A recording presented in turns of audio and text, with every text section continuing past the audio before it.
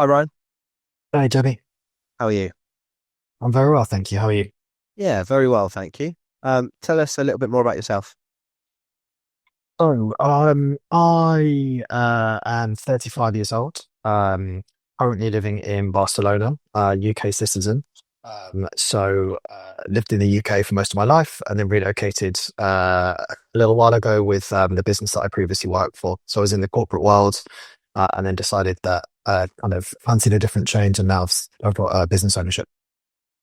Perfect, amazing. And what led to you when we first spoke to write your will? What made you do that? What made you want to reach out and have that conversation? To be honest, it was the first time I'd considered it, and I think maybe you get that often with clients, especially at this age point. But it's something that my parents had always discussed. I know my parents had one in place, and I hadn't really thought about it for myself. So I'd owned a property first time. I had an apartment, and I didn't have a will in place for that. And I thought, as I was progressing on the property ladder at the time in the UK, I thought, you know what, it's going to be safe for me to protect my assets, and also a bit like insurance, I guess, like in the instance of something occurring. I wanted to be able to decide what I wanted to do with my money and my assets rather than the government doing that for me. Yeah. And I mean that was a relatively straightforward process, wasn't it? And tell us a little bit more about so what 2 years from writing your first will, we had to get together again, didn't we? Mm. We did. So first will was in place when I bought the property at the time, which was a crazy straightforward process, and maybe we'll get onto that.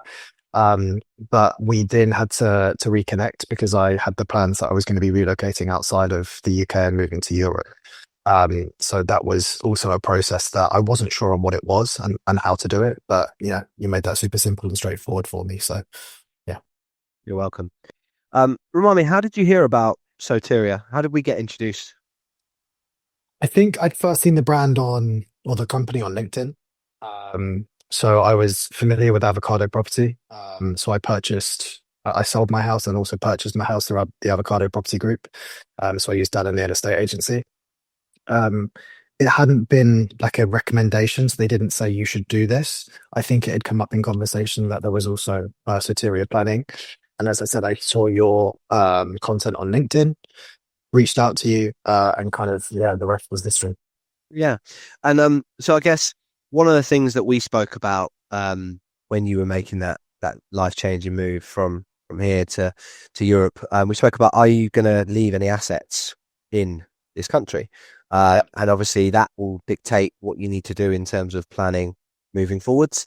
How did you find, because we had to have a couple of calls, didn't we, where you were based, obviously where you are now, and I'm here. How did you find that kind of that communication? I think, like I said, everything has been straightforward and like genuinely speaking from the heart. I think I had doubt about coming into first writing my will to then the reconnection of it. It feels like quite a heavy process, or it felt, I should say, like quite a heavy process.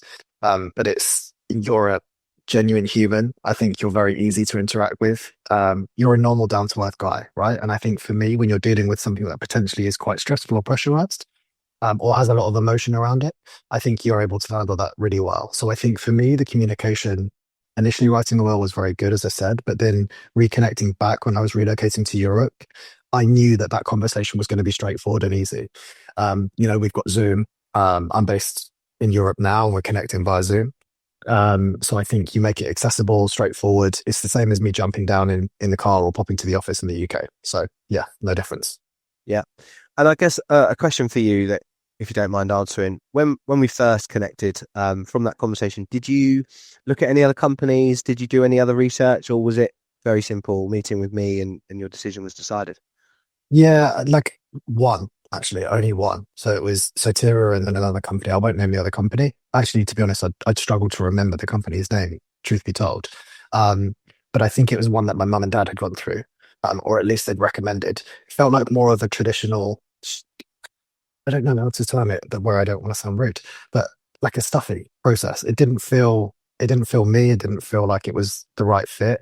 It was an initial conversation, but it just didn't feel right for me, at the time, which was then obviously where I'd aligned a call with you. And I think comparing and contrasting, there was, yeah, no doubt that I was obviously going to go in with Soteria. Yeah. Well, I think finally, Ryan, you've recently just told me how you obviously made your move to Europe, and you've just started your own business venture. Tell us a little bit more about that. Give yourself a little plug. Can I give a plug? So I was in the corporate space in HR, in leadership positions for 10 years, in kind of business partnering roles.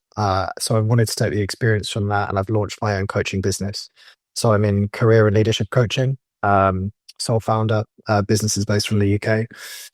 So it's Headway Coaching Limited. And then within that, I'm hoping to work with professionals that are probably within, my age space. So people within their 30s that are in that place within their career where they're a little bit reflective about what it is they're doing. Could they find clarity or fulfillment elsewhere? They've questioned whether what they're doing is the right thing. They might have had success, chased the money. And I think with working with a coach, something that I did 2 years ago, it really got me to answer some deep questions.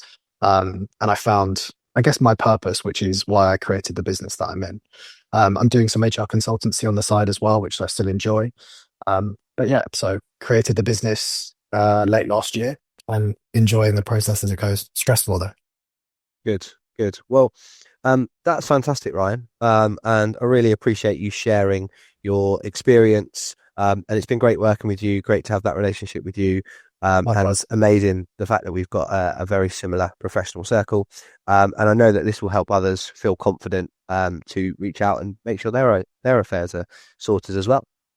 Perfect. Look, thank you, Jamie. I appreciate what you do. You're very welcome. You have a lovely day. Thanks, mate. Take care.